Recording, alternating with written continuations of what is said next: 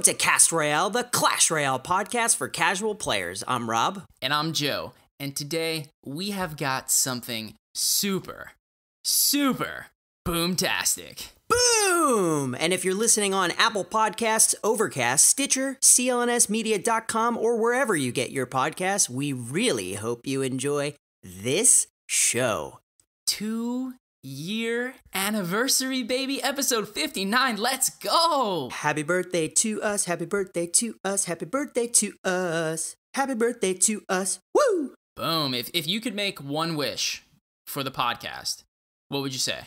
But you can't say it out loud, right? Because then it won't come true. Well, no one listens to the show anyway, so it's okay. Ah, perfect. You want to know? Yeah, what would it be? I want to make it to 3. 3 years? I mean, don't you? Well, here's my honest question to you.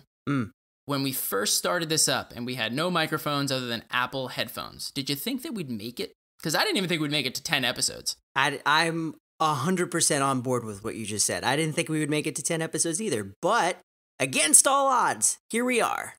Here we are. And what we have today, dude, is an amazing episode lined up.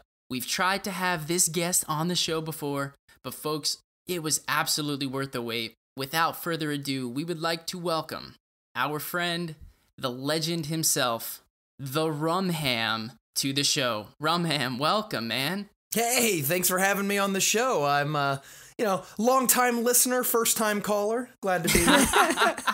What a perfect way to put it.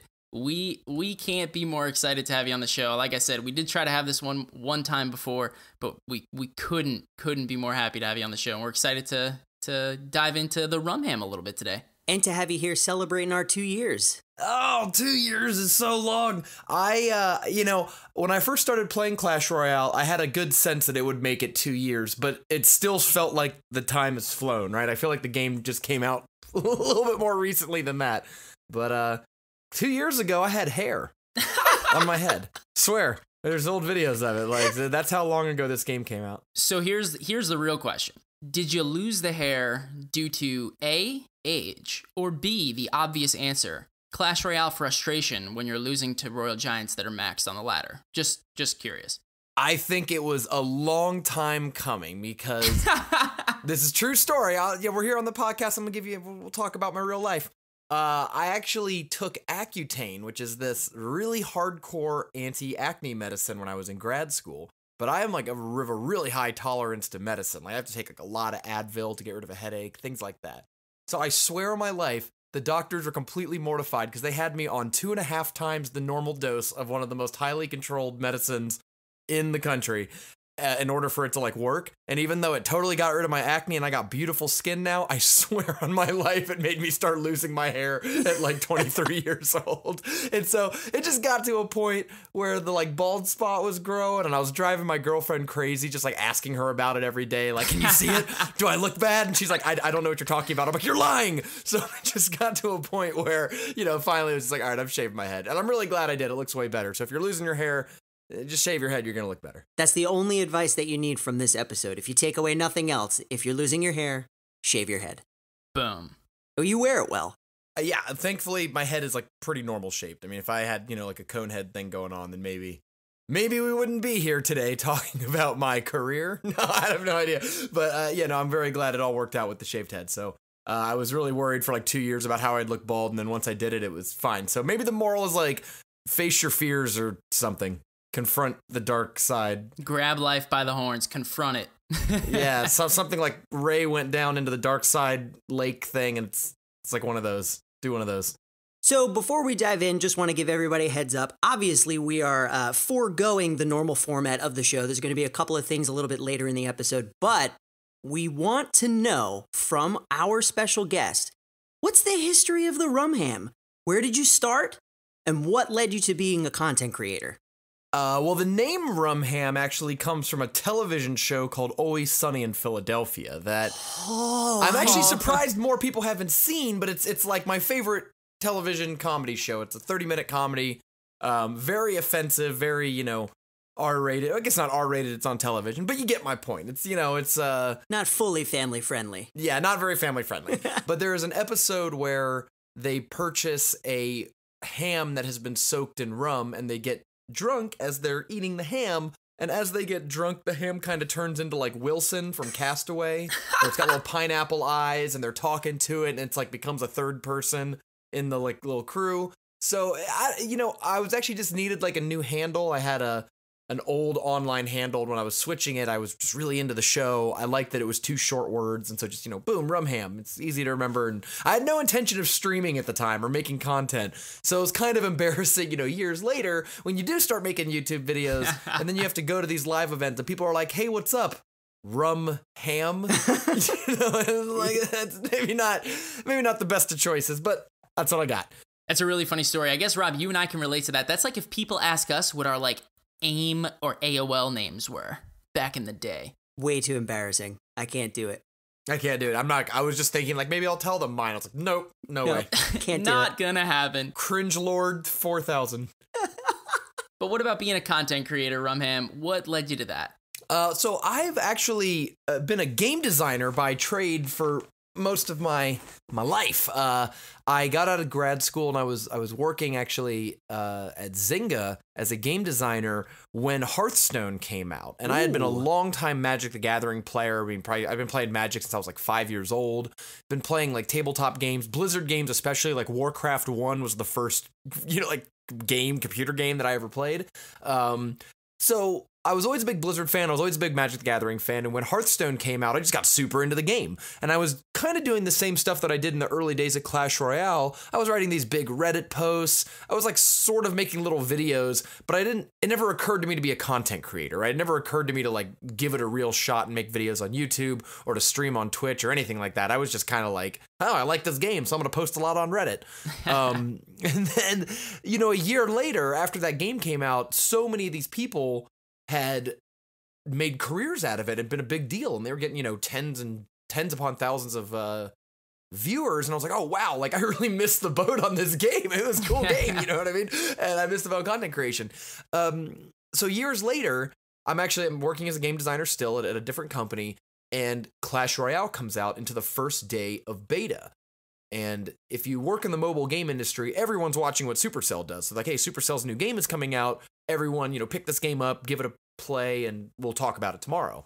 So I went home that night and I played Clash Royale, and it just hit me like a ton of bricks. I mean, it's a great mix of RTS mechanics and card games and MOBAs, and like it's just it's such a streamlined little package that it takes all these mechanics together into. And I just knew right away, like, this game's going to be huge. This is going to be the next big thing. And I was like, I haven't felt this way since Hearthstone. Yeah. And so I pretty much dove right into content creation for it. I think I was set up a Twitch channel maybe the second or third day that Clash Royale was out, and I was one of the first people streaming it on Twitch because I knew that it was going to be huge and I wanted to get in on it on the ground level. And at that point, I was already called Rum Ham, so I was stuck with the name. And there it is, ladies and gentlemen, the history of the Rum Ham. Love it. I have been wondering about that name ever since I've seen it, and I'm so happy to have clarity. I'm excited that it's from Always Sunny. I never would have put that together. Me either. It's The Gang Goes to the Jersey Shore. It's the episode where they go to the Jersey Shore. I think it's season 7. That's totally appropriate, considering that we're both from Jersey. It is. Hey, what are you doing? You got all day to watch this episode then. Get out of here. You're not kidding, man. Hit the record button. We're done here. Game over. We've got all the content we need, Rob. All right, so Rum, before we get into the nitty-gritty, before we get into the detail, typically we like to start off with a little bit of a softball for you. Got to make you feel a little bit comfortable here. We'd love to know what your favorite Clash Royale card is and why. How could you ask me such a complicated question? Oh, yeah. Very, very difficult, I know. I know. There's only like 80 or so to choose from. I know. I can't even roll a dice for it. No. Okay, so my favorite card, it's been pretty consistent for a long time. I love the Prince. I mean, Prince, I didn't actually open him. He wasn't my first epic. When you first start, I had a baby dragon right off the bat, but I got a Prince really early on. And he's a great card design. Like, I love what I call sub-games, which are, we know what the game of Clash Royale is. You are trying to destroy each other's towers before 3 minutes are up. But tons of great cards create these little sub-games, these little moments where the game is no longer about, like, knocking down towers or dealing damage or watching the clock, it all becomes about focusing on this one card and its one mechanic. So I really like Prince in that regard, because once Prince is charging, the whole game becomes stop Prince from hitting your tower. There is no more like, you know what I mean? Like the game is not like, oh, maybe I'll split push. Like, nope. Like the entire game becomes stop and focus on the Prince. And I really like cards like that. It makes me feel like I'm in control of the game. It's really satisfying when it works. Like when the Prince does crash into the tower at double speed and double damage, you're like, oh, I'm the best player in the world. And you know, wonderful feeling. Yeah, that's just like such a great card, and it's designed really well, right? Like the idea of a guy on a horse, of course he would charge and gallop and do more damage. I like that he almost doesn't hit that often, so when he does hit, it's a lot more satisfying. I thought about this question for a little bit though, so my other honorable mentions are Golem, Graveyard, and Elixir Collector, which, as you can imagine, are all kind of, you know, very similar. Graveyard is similar to Prince in that regard. It's like once Graveyard starts spawning, everything stops and becomes kill skeletons. Totally agree. Couldn't agree more, actually. And it's funny, the Pump, the Golem, it seems like you either like beatdown style decks or some sort of bait style deck. Is that right? Yeah, I'm always a big beatdown player. Like Golem Double Prince is probably one of my forever decks now. Like I've loved that deck so much in this meta. I've always loved the Princes. Golem and especially Elixir Collector have been my favorite like tank combo. And now that there's a really competent, strong deck that runs all those cards together, I will probably never quit playing Golem Double Prince. I gotta figure out what to do about Graveyard though. I used to be a huge Splash Yard player, but Bowler hasn't been too good recently, so I kind of moved away from that deck. I think that the new Barbarian Barrel is gonna be pretty sweet in Graveyard decks, because if somebody like Goblin barrels you and you counter it with a Barbarian Barrel, then it's easy to cast Graveyard on the counterattack and use that single Barbarian, kind of like an Ice Golem. Right, or it's like the 3 cost of the knight that you would have, but now just free because you killed the Goblin Gang, and now you still got the tank for the Graveyard, which is a pretty awesome counter push. Like if they Goblin Gang you, you can play the Barbarian Barrel a little further back, so you make sure to kill the entire Goblin Gang and then drop the Graveyard down. Like I think the timing on it's really cool. I'm excited about Barbarian Barrel and how it might bring Graveyard back into the game. As are we. Do you think though that it'll come back? Do you think Graveyard will really come back into the game with the overabundance, is what I'll call it, of poisons that are currently sitting out there? I mean, that's always going to be kind of a moving target. Who knows? I mean, there's always new balance updates, right?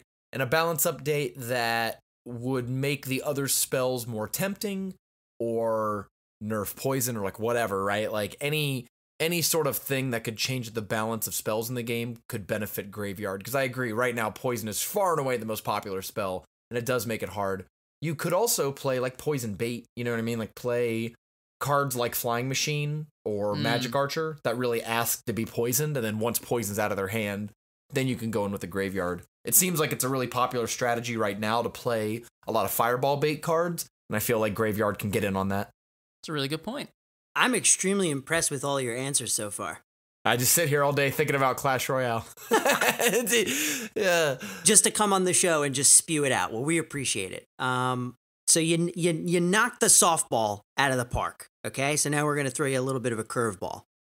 Who has been your biggest inspiration and why? Ooh. You know, as an overall person, I really like Brian Kibler. And I don't know if you're not familiar with who Brian Kibler is.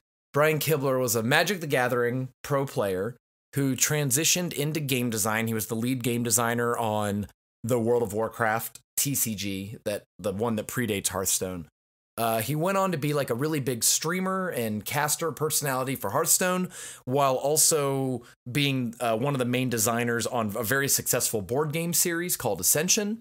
And really, what I like about Brian Kibler, and I think why he's a really good inspiration, is he's been able to balance so many different careers seamlessly that it really impresses me as someone who, I've always had a lot of different interests. I've never really seen myself as someone who's been particularly specialized in any one thing.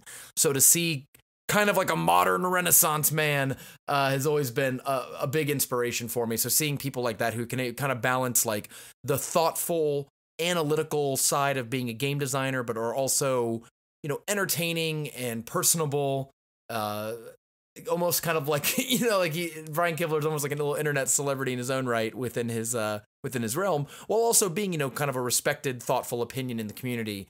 I think is something I've always strove for.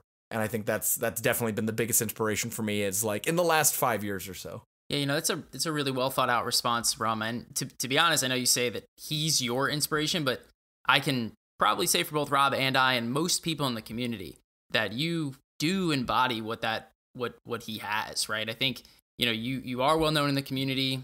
You have balanced different things, and I think that's a really neat inspiration because you kind of mirror him, maybe not to the extent that he's at right now, but it's ironic how when you were talking about being analytical and being liked and all that other stuff, it was kind of like you were him, like you were talking about you a little bit. Yeah, I think I think it's what we try to do with inspirations, right? Is try to mimic them as much as possible. So being someone who, I'd never tried to take myself that seriously. I never wanted to be somebody who was sort of above ridicule. So I think trying to be able to balance all of that together while still maintaining that, like, you're a deep thinker on important stuff and you can give thoughtful commentary when needed, but you still have the ability to kind of entertain and not take yourself too seriously, I think is a good balance we can all strive for. I definitely took myself way too seriously in my early 20s. So as you get older, I think it's good to kind of lighten up a little bit and not be so aggressive and dramatic. You heard it first here, folks. Do not take yourself too seriously. And I think, Rob, we can take a little bit from that because we do not know anything about much. Yes. And I agree. As I get older, I mean, this coming January, I'm going to be 32. As I get older, you have to just laugh at yourself. Otherwise, you're never going to have a good time doing anything that you do. Cool. So, Rum, let's take a little bit of a twist here. Let's talk a little bit about Draft Royale. Can you help us explain to our listeners what it is and what you think that type of thing could bring to the game of esports in Clash Royale? I know it's something that you're pretty passionate about, so hit us with it. Yeah, Draft Royale is a competitive gameplay or tournament format that I created on my YouTube channel where players build their decks competitively against the other players by taking turns picking cards. So you can play with 2 to 10 players sitting around the same table or playing online using a website to help you draft. And all the cards are unique. So there's 82 separate cards. If you take Giant, nobody else can take Giant. We'd go around taking cards one at a time until we had an 8-card deck. And then you have to play that 8-card deck against the other players, and whoever has the best record at the end is the winner. We've been running them for over a year, and it's been one of the most consistently engaging tournament formats in the community.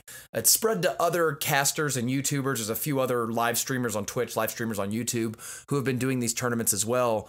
And I definitely cultivated like a pretty sizable community on my channel who came in every single week to watch and play. It's especially a favorite of pro players because it really challenges your deck building skill and doesn't allow you to rely on the same meta decks every single game. You have to be very flexible and adaptable with the cards you choose.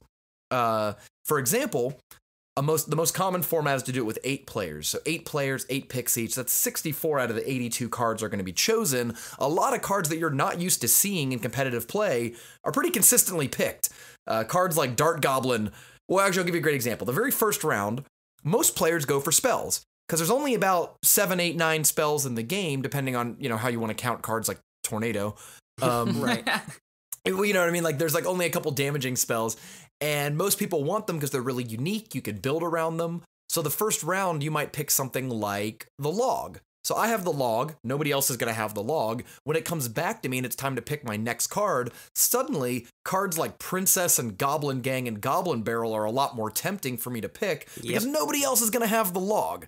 So I'll go like, Princess. And it comes back to me and I go, Goblin Barrel.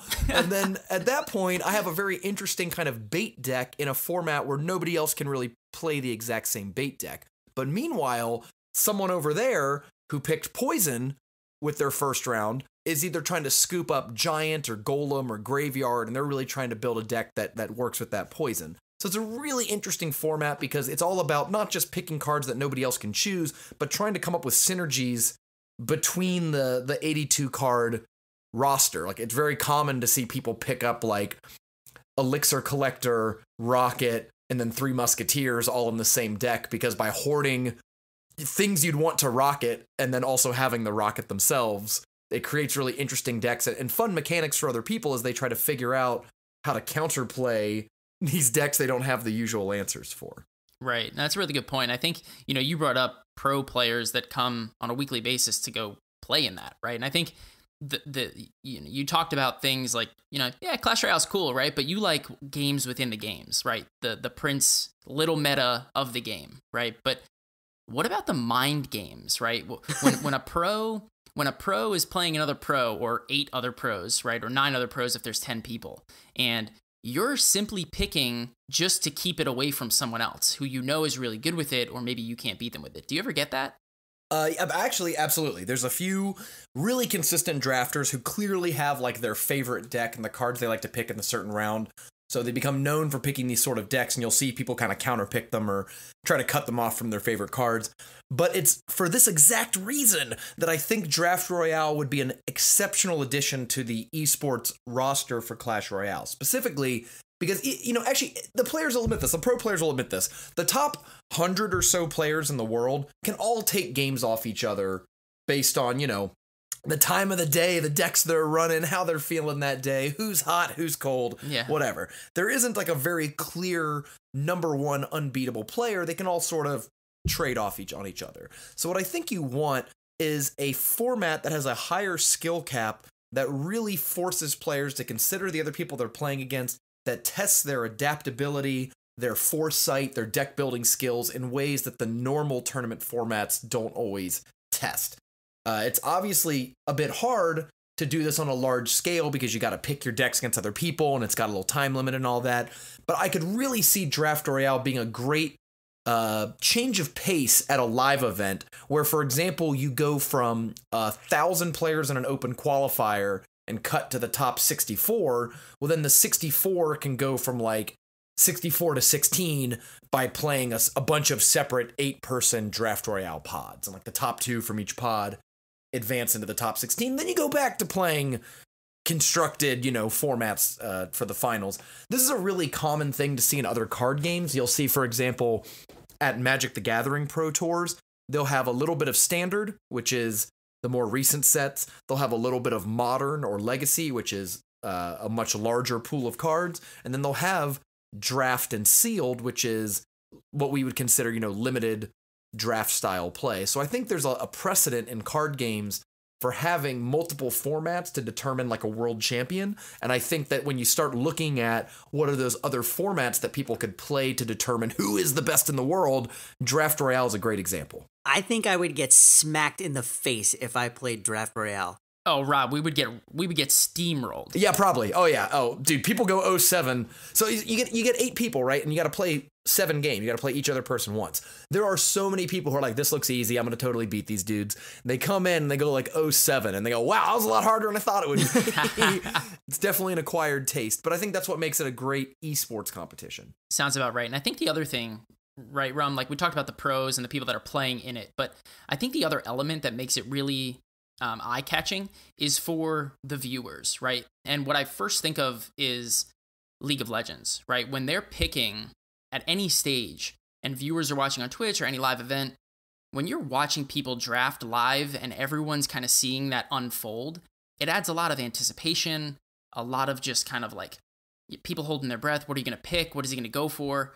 And it allows the audience to kind of become a part of the game, as opposed to in a current format, it's just I'm picking a random deck and I'm playing against Rob or you, and no one knows what I'm picking until I unveil the cards as we're playing them. Right. So I think it adds an element of engagement between viewer and player and game, the 3 of those things, where right now it just doesn't have that. Yeah, one big positive for the format is, like, let's say you play with 10 people and you have 80 cards out of the 82. I mean, effectively, every single card in the game is going to be picked, and that means that you're going to be able to see almost every card in action. It's a great way to see interactions that you don't normally see, and if you have a favorite card that happens to not be popular in the meta at a given time, you can always go to a Draft Royale event and watch this card very likely be chosen. I mean, Wizard is one of the best cards in Draft Royale because there's not lightning and rocket all over the place, or even poison all over the place. So you have the ability to just not have your wizard get killed by spells as often. And when he's free to just do what he does, Wizard's a really powerful card, and he synergizes with a lot of other stuff, and he counters a wide range of stuff. So it's great to see cards that are normally not in the spotlight really flex their muscles in a different format. Couldn't agree more. So can I take us to a left turn, little detour? Let's do it. So, Rum, can you help our listeners understand what it's been like creating content for Clash Royale? I mean, being at CCGS and like, what is that like being in person? Because Joe and I are just watching all these streams and you guys going nuts and having a great time over there. And we're like, wish we were there. We just live vicariously through you, and we just want to know exactly what that experience was like. Honestly, the casting is the most fun. Like, I didn't know you could have that much fun doing a job, because it is a lot. I mean, it's hard work, right? But I find actually YouTubing and streaming to be much harder work because you're kind of locked in a room by yourself with a video editor. You know, it's really self-directed. You really just have to kind of focus and grind on it. But the live events are almost much more like a team sport, because not only are you there with the other casters and you're trying to help each other out and make each other look good, but there's a whole cast of people behind the camera you never see. Cameramen and graphics editors and the directors and the makeup people and all this stuff, right? So it's cool to work together in those big teams, and at the end of the day, you know, all 20 people put their fist in the middle and we're like, yeah, good show, you know? That's an element that you don't get so much when you're sort of just in your apartment doing the solo social media. Something that I think it's kind of hard to say. I think something that would surprise people is both how much preparation goes into it in terms of the graphics preparations, the rehearsals, all the stuff that you don't really see and may not perceive. But at the same time, you might also be surprised at how fly by the seat of the pants it is in a lot of situations. For example, South by Southwest, we just showed up that morning.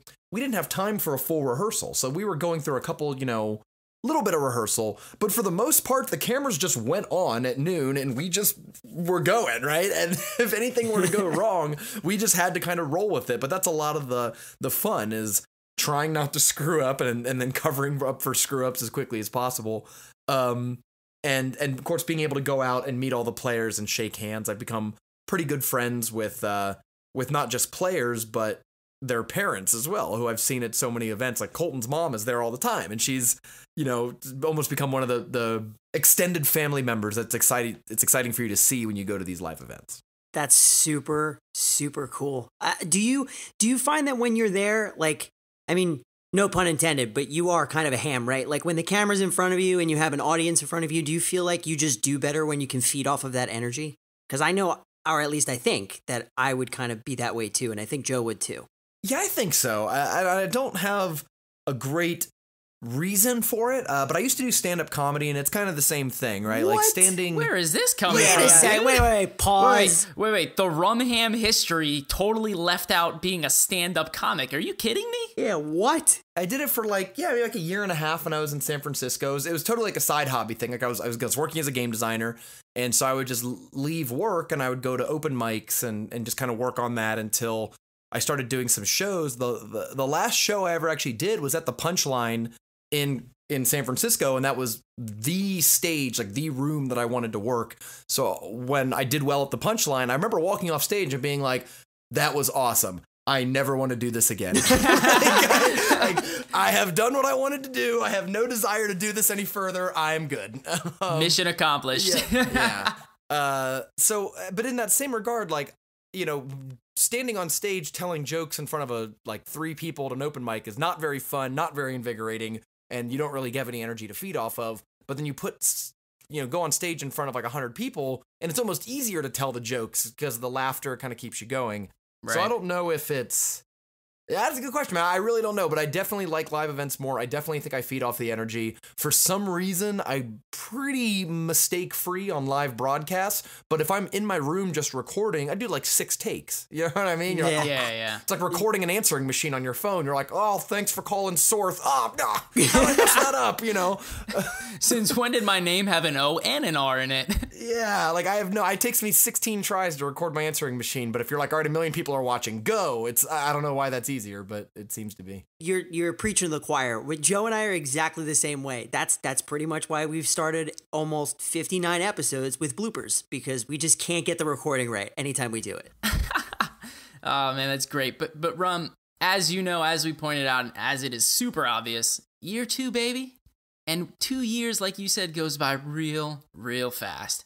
And in the blink of an eye, it seems like Clash Royale has had a lot of different things that have happened in it, surrounding it, and everywhere outside of it over the past 2 years. And we would love to hit on the history of Clash Royale from both a meta perspective and also an esports perspective. So what do you say? Can we go through it?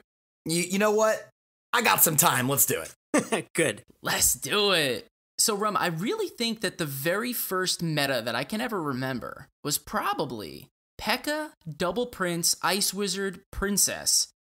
And I was just so frustrated because I couldn't have any of those cards in my deck because they all were too just expensive. But that was just every single deck on TV Royale when the top people were playing each other. That was the beginning of Clash Royale for me. Yeah, that was called the OP deck, the overpowered deck, if I remember correctly, because at the time, that was actually a period in time where commons only went up to level 12 and rares only went up to level 10. Epics were still level 8, but legendaries went up to level 6. And it was like a really weird skewing of the meta where, yeah, the top deck at the time was like as many epics and legendaries as you could jam into one deck because they were just better than the commons and rares. That deck came to like a very untimely end. Like when they changed that and they actually added level 13 commons and capped legendaries at 5, that deck just very quickly kind of went away. Right. The one, I remember the Jason deck. Like obviously the Jason deck was a really big deal from the Helsinki tournament. The winner of the first tournament had this giant elixir collector, kind of giant beatdown deck. But that deck never really stuck to me. Like I remember it being very big for like a week or two, but it just, people didn't like stick around playing it for a very long period of time. The first deck that I remember almost being like a card for card deck that you could see all over the place in tournaments and whatnot was the Trifecta deck. Do you remember the original Trifecta deck? Oh my gosh. That was like the Super Magical Cup original deck, right? Yes. And that was Valkyrie, Hog Rider, Musketeer, Elixir Collector, Cannon, Skeletons, Zap Poison or Zap Fire. I think Zap Poison because at the time Poison slowed movement speed and attack speed. Yeah. So it was like way better. Yeah. Forgot about that. Yeah, that was definitely like the OG deck. And what was interesting about it was it had it got the name because it was one of the first decks that would always pull your stuff to the middle either with a Valkyrie or a cannon, and then it used the Musketeer and its long range to take those shots. So it was like you had this triangle of like the defensive tower, the long range Musketeer, and whatever your distracting pulling tank card was. And the attack would all basically, if I defended with Valkyrie and Musketeer, then when it came time to counterattack, I'd put the Hog Rider behind the Valkyrie, and that little train of the Valkyrie tank, the Hog Rider in the middle, and the Musketeer in the back was just like the gnarliest deck in the game for a long time. And that one kind of went away from Bowler. Remember Bowler like single-handedly ruined that deck and kind of knocked it out of the meta. That's right. What deck do you remember during like 2016 that really came out and impressed you? So I think, I could be wrong on timing here, but I think at the end of 2016 was when Goizen came out, right? That was the giant Bowler Goizen deck, and they had the mini P.E.K.K.A and the guards. Wasn't that the time frame that all that came out? That was like July, August, September 2016. Hey, yeah. I was in it. That was pretty good. Yeah, that deck was pretty. You know what's crazy about Goizen too, and it kind of goes back to the Helsinki, to the development of Clash Royale as an esport. All the cards to play Goizen existed at the Helsinki tournament. You know what I mean? Like, you could have played, not like the Bowler one, but like, you could have played, instead of the Jason deck, like Pump, Giant, Goizen, Poison or whatever. Could have played, I think guards existed at the time, but if not, you had Skeleton Army, which would have been fine as well. Right. You had Prince, you could have played like Giant Prince, something. Like, all these cards existed, but nobody had really thought to put them together. One of the more innovative decks I remember from 2016 was near the end. It was during the North American Open, and Lightning was super popular. Lightning was like Golem Lightning was the jam. Like, that was probably the like default beatdown deck was Golem, Baby Dragon, Lightning, beatdown. There was a deck that was basically built to just be lightning proof for 3 Musketeers. It had Barbarian Hut. You'd play in the middle and use it to distract the the Golem, and then you also played Ice Golem. You played Three Musketeers, and you'd literally put Three Musketeers like behind the Barb Hut, and then drop like an Ice Golem as quickly as you could. And between the Barb Hut, the Barbarians, and the Ice Golem, everything had more health than your Musketeers. And they'd go to lightning it, and it wouldn't hit anything, or it wouldn't hit any of your Musketeers. And then if you could absorb that lightning and only lose like one Musketeer at worst, you had this really great counterattack that would steamroll them. But I just remember that deck being very innovative, and I thought that was a great example of reacting to the tournament metagame at the time. That's really interesting that you say that. I feel like that deck alone, I never played against that deck, and if I did, I just completely black it out of my memory because that just sounds absolutely miserable to play against. Yeah, that would have been plan C for sure. Totally. You just resort to the cry emote for sure, and then you just quit the game. It took a lot of advantage of the 6 minutes of tournaments. It was a long time deck because obviously very expensive. The average elixir cost was like 5.0. For sure. But it's funny that you mentioned that, right? Because that's like 7 cost plus 2 if you're using the Ice Golem, 9 cost to then basically save your 3 Musketeers, right? But then the Battle Ram came out. And the Battle Ram came out, and that brought 2 different types of decks, right? That brought bridge spam decks that came in early 2017, I believe. And then with that also came Musketeer lightning bait decks, right? Because you could basically lightning rod your 3 Musketeers and have no damage taken when the lightning goes off. Yeah, that's, I think what's really fun about Clash Royale is all the cards have their own unique little mechanics, and finding the exact 8 card list that not only complements each other but can kind of avoid your biggest predators is, I think, what makes deck building so fun really in any card game, but especially Clash Royale. Totally agree. So moving into the current view of the meta, right? So what are you thinking about the current view of the meta, and what decks do you think are popular in this meta? And do you think, I know you kind of touched on this before, but do you think that the Barbarian Barrel has a place in it? I think the game is actually in a pretty balanced state. I mean, if you look at all of, for example, the 20-win challenge decks, you can go look on, Royale API or any of these Stats Royale kind of websites and try to look at the decks that were winning 20-win challenges.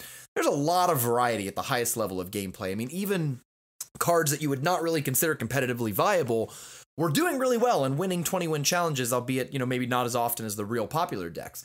But that tells me that I feel like if you're really good with any card, you really believe in a certain strategy and learn how to play the decks, you can take it to the promised land. You know what I mean? You could become a pro elite barbarian player if you really wanted to. Right. Sure. But it's definitely, there are individual cards or decks that are certainly more popular than others.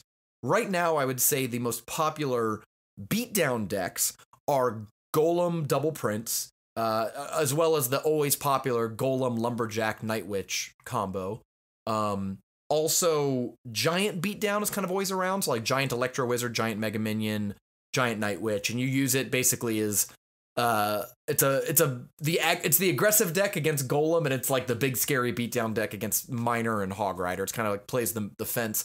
Those are really your 2 beatdown decks, and to counter them, we've seen the P.E.K.K.A, Goblin Hut, Zappies, Flying Machine, Royal Ghost, whatever list that is incredibly popular out there and basically just plays as many things as possible to stop these beatdown decks and I don't want to say guarantee a win because of course anything can happen, but their goal is basically to never lose to something like Golem or Giant as much as you possibly can. That has brought back things like Expo. Expo is really good against the P.E.K.K.A Goblin Hut style decks. 3 Musketeers has come back as well, because if people are going to sit back and just play things behind their towers and not be very aggressive, it gives the 3 Musketeer player plenty of time to build up their pumps and then eventually cycle Musketeers. So there's a lot of variety out there. I mean, there's balloon decks. I mean, Lava Loon is obviously still very popular. Lava Loon is also, I think, a response to the P.E.K.K.A Goblin Hut decks. It's like if your main source of stopping tanks is a P.E.K.K.A, then I'll just fly right over her head with 5,000 hit points of air tanks and avoid that altogether.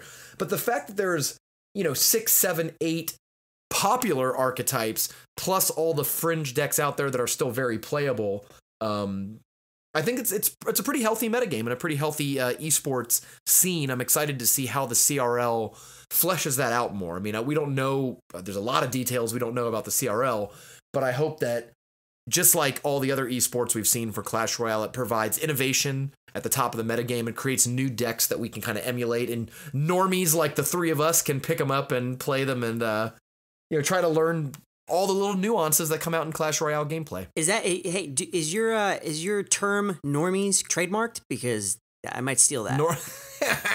I don't know how long I've been saying normies, but it's a funny word to me. I like that. It works because if you're a nerd for anything, then there's always normies. Like if you like, you know, I'm a normie to somebody who watches The Real Housewives of Orange County all day. Like you're like, what do you mean you don't know Gigi Vanderpump or whatever? I'm like, I don't know, I'm a normie, sorry. Like, but one thing that normies do love is esports, and that is for sure because we live vicariously through the pros. But Rum, I want to get your thoughts on, I mean, we touched on Helsinki tournament, right? We touched on South by Southwest. We touched a little bit on CRL, but it seems like Clash Royale is kind of moving. They have this vision for esports and devoting more time and energy in it. And most recently, Supercell actually posted on Twitter a managing director for esports community, right? So, what do you think that this shift in view to really caring about esports and kind of building off of CCGS and creating this officially sponsored league that Clash Royale has done will do for the game?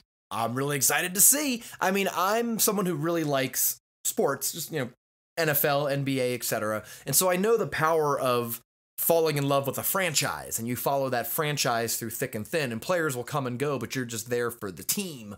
And I think that bringing that into Clash Royale is an interesting experiment. As everyone knows, Clash Royale, it's a one-on-one game, right? It's not a team sport in the same way that football is a team sport, but there are a lot of ways that teams reinforce each other, not just build decks together and play test together, but the coaching calls they make during a match. You can always see even at South by Southwest, after each game, the players would go back to their teammate and kind of figure out, what do you think he's going to play next? What should I play? What should I be ready for? Etc. So I think seeing how that team dynamic and the franchise dynamic applies to Clash Royale is going to be really exciting. I don't have any details, you know what I mean? Like, just like you, we're all kind of sitting around waiting for the final details here, but I'm expecting it to be big. Like, Supercell doesn't do anything unless it's big. So I'm excited to see how, you know, to what scale this ends up being, because obviously the 2017 World Finals was massive, was one of the biggest things I've ever seen in my life. So what is that if it's the precursor or the prequel to this Clash Royale League? That's a really good question, because as you've kind of alluded to, going through the history of how esports has evolved, at least with Clash Royale, every time they do something that is live or just a giant event, it seems to just one up the previous one. And I think you kind of hit the nail on the head. This last one, how do you actually top it? Like, the floor was a screen.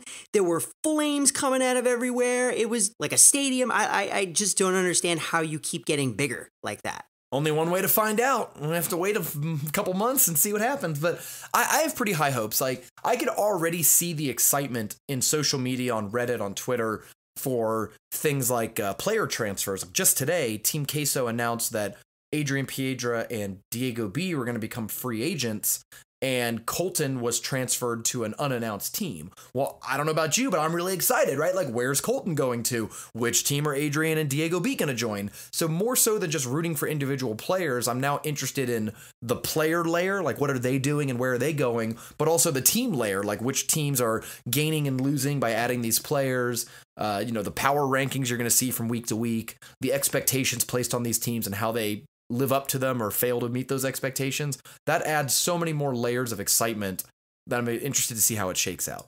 You know, I couldn't agree more. And like we said before, it just adds another element to the game that currently it didn't have, but now people have the ability to kind of really grab hold of something that feels tangible that they can become invested in. And it just adds more hype to the game. It adds more viewership to the game. And overall, I think it's better for the longevity of the game. You took the words right out of my mouth, bro. I think that was a song once. Meatloaf, right? You took the words right out of my mouth. How'd I do? Not today. Not today. So, Rum, before we keep going, what would be your top quote-unquote key tips for new players or others who are trying to improve their skills and just kind of, hone in and get better at the game? One of the things I always recommend for new players is, Clash Royale is a very fair game. There's very little random elements. Troops and spells act the same way in every game. There's not like a random range of damage or anything like that. No RNG. Yeah, right. It's very, very little in the game. And I would say 95% of the time, the better player wins the game. It's very chess-like in that regard. Right. So Clash Royale is really just about converting your elixir into cards, and then those cards converting into damage. So if you're losing, there's no big secret or conspiracy, right? If you just watch your replays, you're going to see places where you weren't efficient with converting elixir into cards or those cards into damage. And if you fix those problems, you'll get better and you'll end up winning more almost without realizing it, you know? So for example, whenever I watch new players, and you can see this on Arena 1, 2, 3, TV Royale all the time, there's a ton of opportunity, there's a ton of options where you'll see somebody do, they'll play like a minion horde in front of a witch, and the witch kills the minion horde very, very quickly. And for a new player, that may not be obvious that like, oh man, I just lost 5 elixir and my opponent didn't spend any elixir. They'd already spent the 5.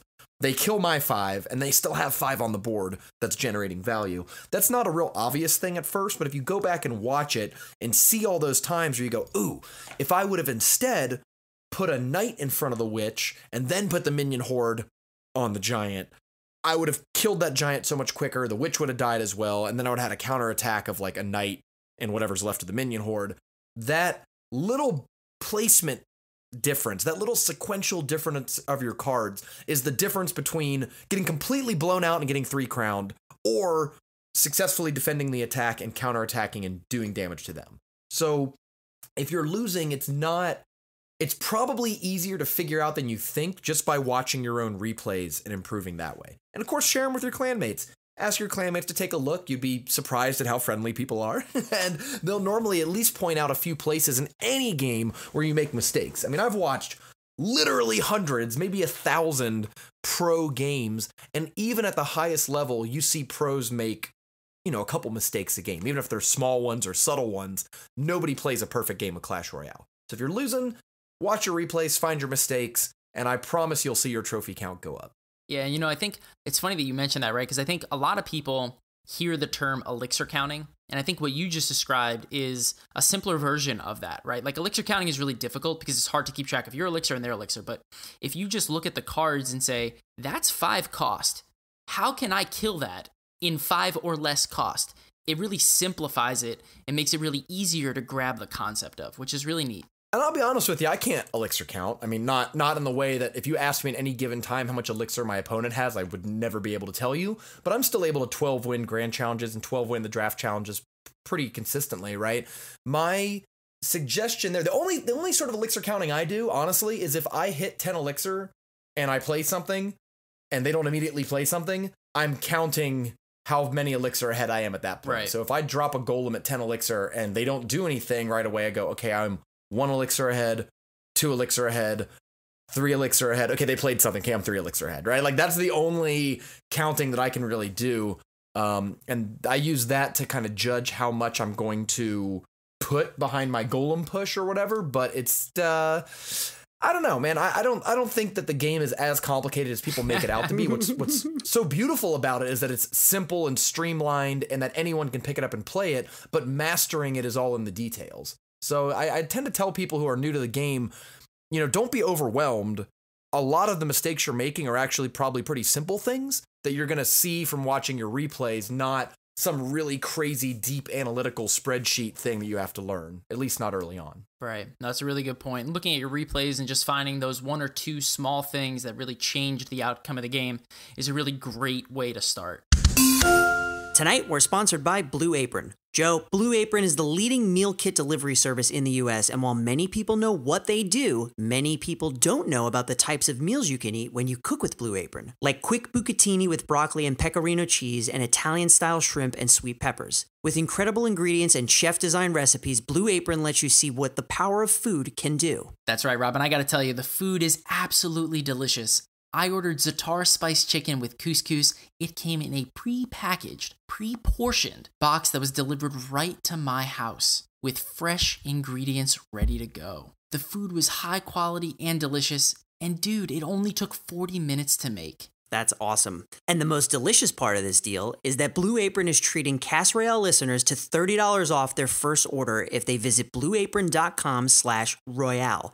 So check out this week's menu and get your $30 off at blueapron.com/royale. That's ROYALE. Blue Apron, a better way to cook. Thanks a lot to Blue Apron for sponsoring our show. All right, Rum, so we know we've been recording for a little while here. We want to be respectful of your time, so that we're going to hit you with one last question that's going to hit home. And I know we've been talking a little bit about the history of the Rum Ham, and It's Always Sunny, and Draft Royale, and the meta, and casting, and all of this fun stuff, right? But very recently, probably in the past week or so, when South by Southwest was happening, you made a pretty big announcement that was rather sudden. And that announcement was that you were actually going to be retiring from casting and that you were going to be doing a farewell stream, and you had the farewell stream. And I think that left a lot of people curious, right? It was rather sudden. You were one of the beloved people. We, Rob and I, were very taken aback by it. We didn't really understand it. Where's the Rum Ham going? What's going on with the Rum Ham? We loved seeing you cast. And we had the question for you, and we know that you wanted to come on this show to tell everyone what's going on with the Rum Ham. So the floor is yours, man. What's going on?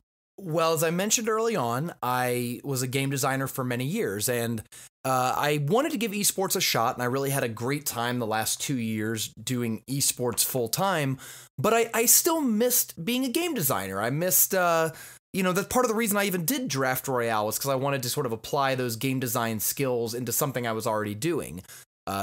People who viewed my channel knew that I was working on a board game on the side. I just couldn't really shake the desire to get back into game design. So a great opportunity came along, one that really prevents me from streaming and casting Clash Royale, because of course you cannot stream or cast the game that you're working on. So I got a great opportunity to join the Supercell Clash Royale team as the newest member of their team. I'm going to be helping them out with game design, working on future updates. It's a dream come true because long before Clash Royale ever came out, I was a fan of Supercell as a company. When you work in the game industry, you can't help but admire how Supercell approaches their projects, and not just how successful they've been, but how creative they've been able to be. Like they're able to make their own new games and develop all these great new apps across so many different genres that it's always been a dream place for me to work. And when an opportunity came up to help the team with some design, I just had to apply, and I was lucky enough to be chosen. So I wanted to wrap up my channel because I'm in the process of moving to Finland. And not a lot of time to stream and cast when you're packing to move overseas. And I wanted to let people know in advance because I knew I wouldn't be able to cast the Clash Royale League. So I thought it would be weird if the CRL just showed up and I was just not there. So I thought it made sense to sort of explain that I was retiring. And yeah, this felt like a great opportunity to explain why. Rob, I've been holding this in for way too long. Bada, bada, boom! Rum, man, that's super exciting, dude. It's honest to God, like it's a dream come true. Like I couldn't believe. I kind of thought. I swear on my life, I thought they were messing with me when I went to do the interviews, because I thought like, oh, well, like I'm the caster, and like if they just blow me off, I'll be mad. So like they're putting me through the motions here. You know what I mean? Like they're just being nice. But no, honestly, it's a great opportunity. It's one that I definitely am going to take very seriously. Obviously, I mean, of course you would take it seriously. But for that reason, I can't really have a split focus. I need to make sure, not only for my own sake, but that's what I think the Clash Royale community deserves. I mean, people, if you get the privilege and honor to work on your favorite game, you need to be all in on it. And they didn't even ask me to do it. It was basically my own decision to shut down the channel and all that so I could focus full time on providing the best work that I could. No, that makes total sense, man. And Rob and I are super, super excited for you. That sounds like a tremendous opportunity. And to be fair, a dream come true for Joe and I has finally happened. We finally have a Supercell employee on our show. Boom! I think only you're technically correct, which is the best kind of correct, because yeah, I have signed the paperwork, but I have not started. Rum, let us have our moment, Rum. No. Let us have our moment, Rum. It's 100% technically correct. The best kind of correct. So yeah, like I'm not dead.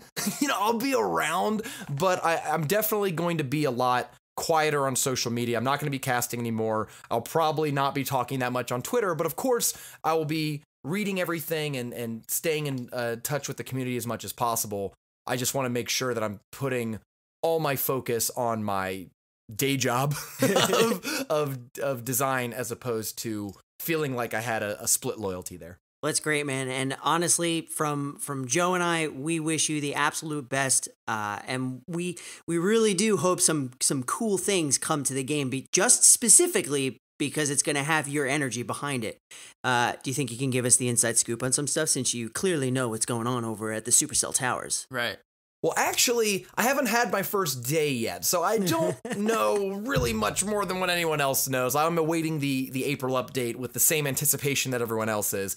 So maybe in the future, you'll see something from old Rummy Hammy. Currently I have no idea. I hope it's really exciting. I have high hopes. Obviously, I wouldn't be as excited about joining the team if I didn't think the future of Clash Royale was super bright. I expect this game to be around, Clash of Clans just had their 5-year anniversary. I see no reason why Clash Royale can't make it that far. Well, right. And like you made it a point to say, you only technically signed the papers, right? So there's really no reason for them to tell you anything. Yeah. It's one of the things where, and how about this? A year from now, you can ask me the same question and I'll give you a different form of non-answer. I love it. Yeah, but Rum, we talked about this before, but you were a beloved caster. You did a fantastic job with it. We have no doubt that you're going to do a fantastic job doing whatever it is that you're doing behind the scenes at Supercell. And maybe, just maybe, there'll be some other creative ways where you can still be involved in the community and not always behind the scenes. But, we will see if that does happen. But, dude, we cannot thank you enough for coming onto the show with us. 2-year anniversary bash. Making it a fun one, giving us all the insight, letting us know what's up in Rum's head. And it's been such a fun show, dude. Thank you so much for coming on. Thanks for having me. It's been awesome. I really appreciate it. And, best of luck. 59 episodes in the can. I'll see you at 118. Setting the bar high, dude. I didn't even think we'd make it to 10, let alone 50, let alone 118. Come on, man. Should have been 60. Why couldn't you make your 2-year anniversary number 60? It'd be easy round numbers. I mean, if only... Wait, it technically is 60 because we started with 000. Well, it's it's the 60th episode, but it doesn't look clean like 60. Only people who have followed us from the beginning know what we're talking about. That's right. But hey, Rum, thank you again, man. It's been a blast, and we wish you nothing but the best of luck, dude. And hopefully we can do some more collaboration in the future. And if you ever need any ideas for the game, you know where to find us. We've got plenty. Yeah. We've got a ton. And no one says that they're all good, but we do have a plethora of ideas. Yeah, that's something that I actually, part of the reason why I was leery to announce it. I actually thank you to the Clash Royale team for allowing us to talk about this, because I was actually going to keep it silent, because the last thing I want is to have everyone yelling at me on Twitter, which I think it's going to happen either way. So yep, the floodgates are about to open, dude. Just batten down the hatchets and just get ready, because it's coming. I'm really looking forward to it. Honestly, if there is any sort of parting words, it's that I intend to take it very seriously. It's an unbelievable opportunity, and I hope to be a part of the game team for a long time to come, because Clash Royale is my favorite game of all time. I've played more hours of Clash Royale than any other game, and so this opportunity to contribute to the team and do what I can to make the experience of millions of players better every day is just an opportunity I couldn't say no to. There's zero chance that I was going to turn this down. Yeah, I mean, with those words, it's clear that the dream, the passion, everything that you've just talked about over the past hour with us has come to fruition for you. Rob and I couldn't be happier for you, and we're excited to see what little twist Rummy Ham brings to the game for us. So yeah, thank you so much for having me on. It's been a huge blast, and I just hope it's all uphill from here. Boom. And before we go, we just need one boom from you. All right, here we go.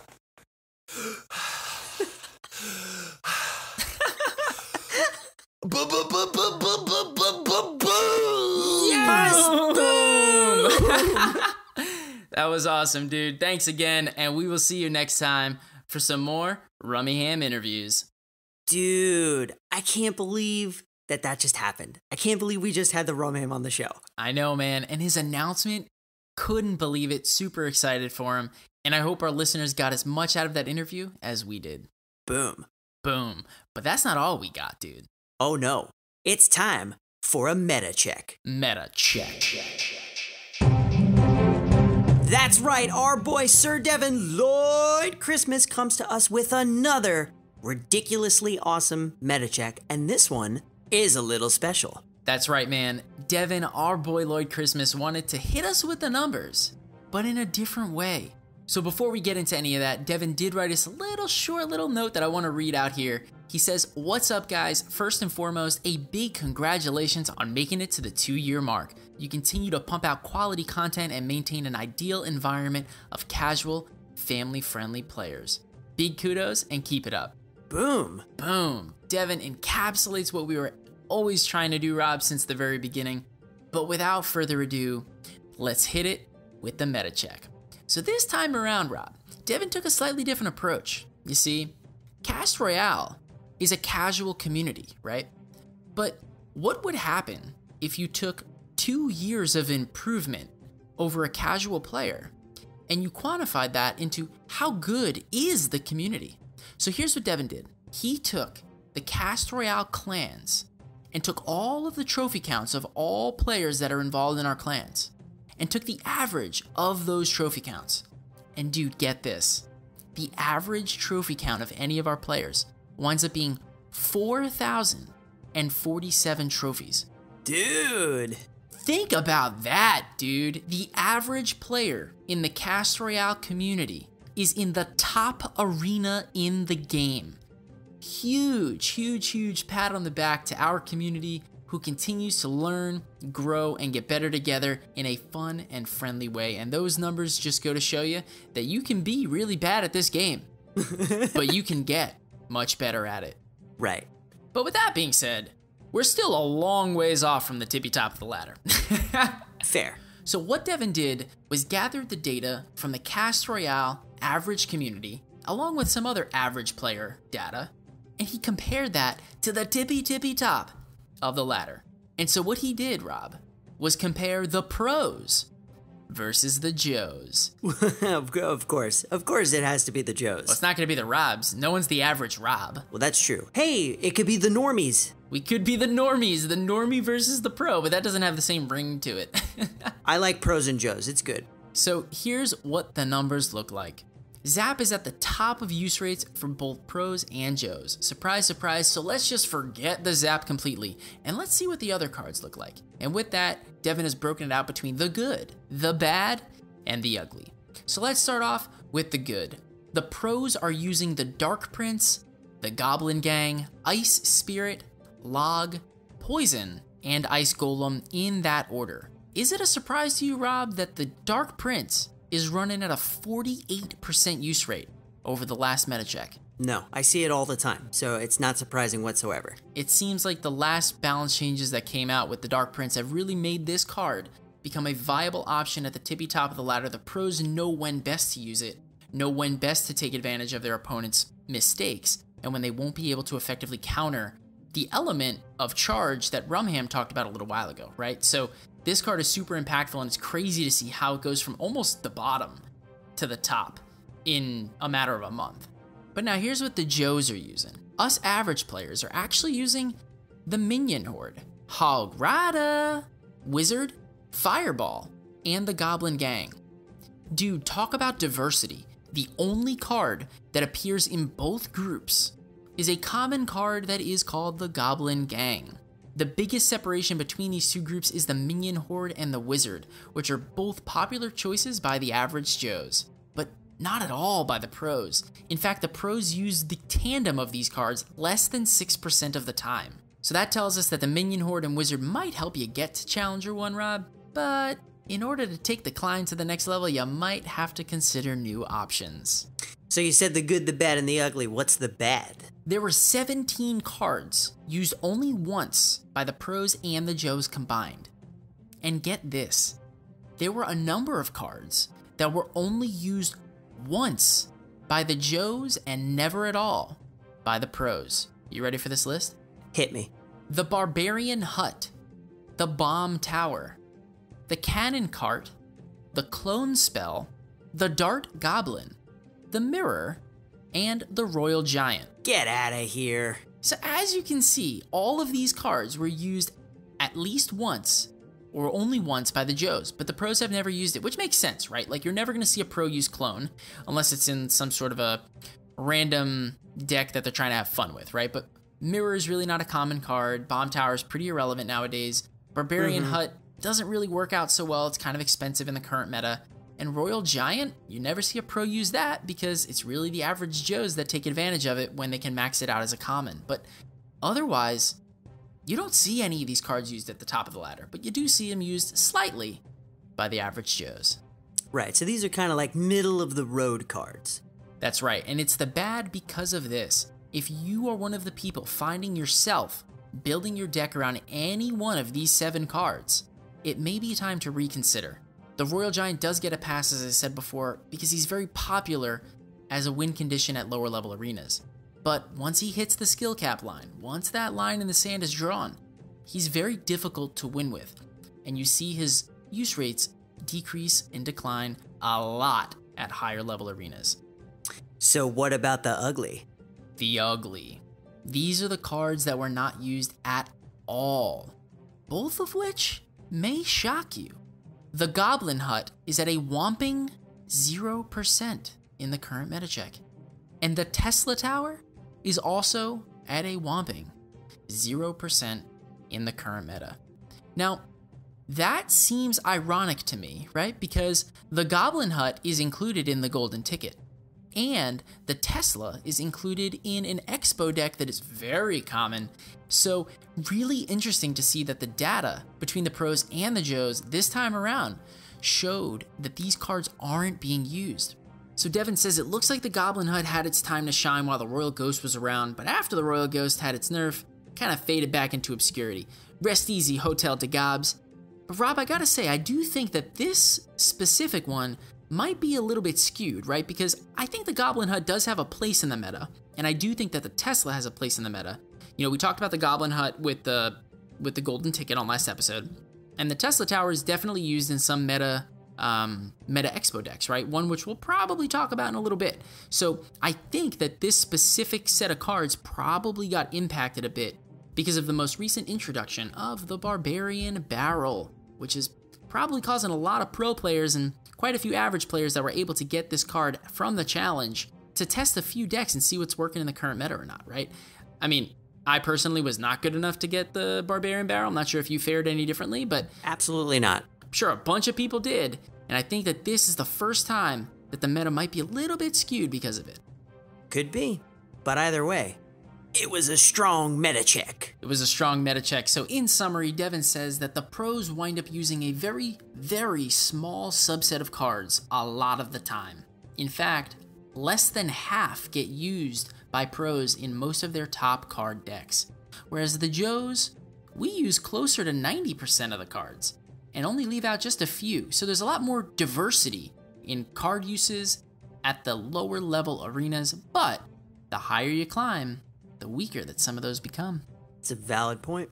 And as always, we couldn't talk about everything, but if you're interested in the numbers that Devin put together, we will include the meta check in the show notes so you can see all the numbers for yourself, and let us know if you have any questions and we'll be happy to answer them. Bada bada. Boom. Boom. Tonight, we are sponsored by eHarmony. If you've tried or you're trying online dating, chances are you've run into lazy text messages, dead-end conversations, and random matches that don't turn into dates. But Joe, have you seen what's going on with eHarmony? A buddy of mine just signed up, and he said that it takes steps that other dating sites don't in order to find him more compatible matches. He said he really appreciated the in-depth questions that it asked him during the questionnaire while he was setting up his account. And it's those questions that go into the science and the data and the psychological research to send him the right matches. And it's proven as they've helped over 1 million people find their perfect match. That's right, Rob. So stop waiting and start your journey to a satisfying, meaningful relationship. It can be fun to play around with online dating apps, but when you're ready to fall in love with someone and have a meaningful relationship, there's one app that's built to bring you real love: eHarmony. And right now, our listeners get a free month with eHarmony when they sign up for a 3-month subscription. So come see how eHarmony can change your life. Go to eHarmony.com and get started. And be sure to enter our code CASTR That's CASTR at checkout. Thanks a lot to eHarmony for sponsoring our show. All right. You know what time it is? Oh, I know what time it is. Let's move on to our deck spotlight. Deck Spotlight. And this deck is called Fort Knox because you're gonna make a fortress on your side of the arena. And it's a 2.9 average elixir cost deck and contains the Expo, the Tesla, Archers, Ice Golem, Skeletons, Ice Spirit, Fireball, and the Log.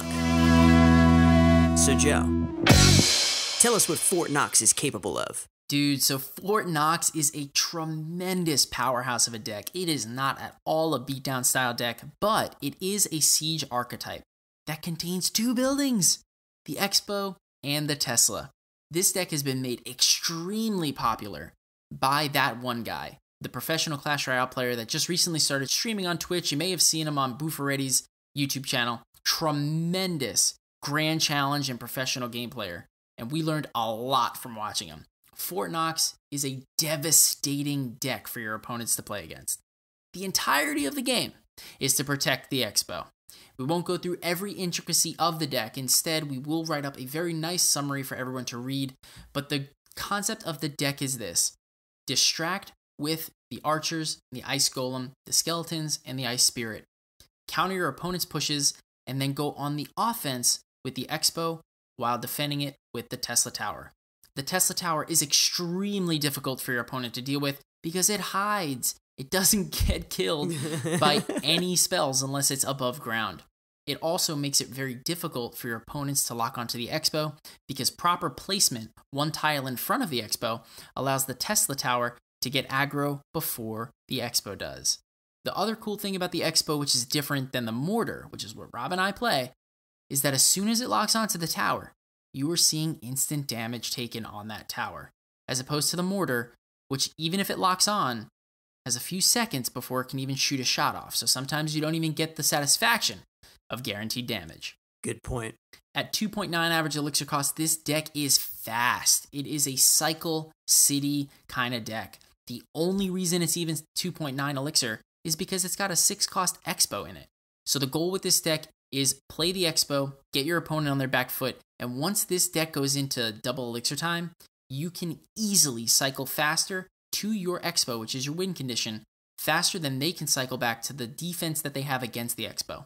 And once you get your opponent's tower pretty low, it's also extremely fast to cycle fireballs and logs onto your opponent's tower to go for the Hail Mary end of game win. Dude, mega boom. Boom. This deck, dude, is so much fun to play. This is the deck. I've talked about it before on other episodes.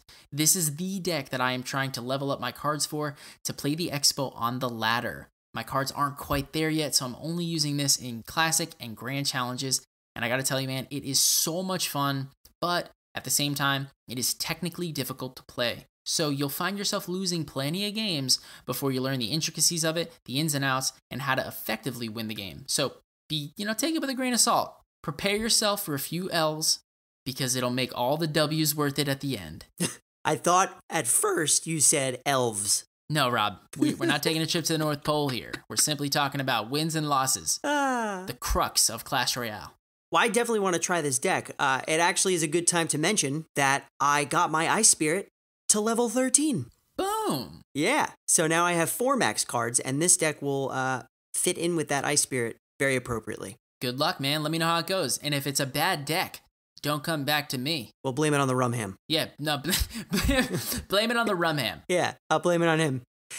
That's it, man. We're done. The 2nd birthday episode in the books. Year 2. Let's go, baby. Bada, bada.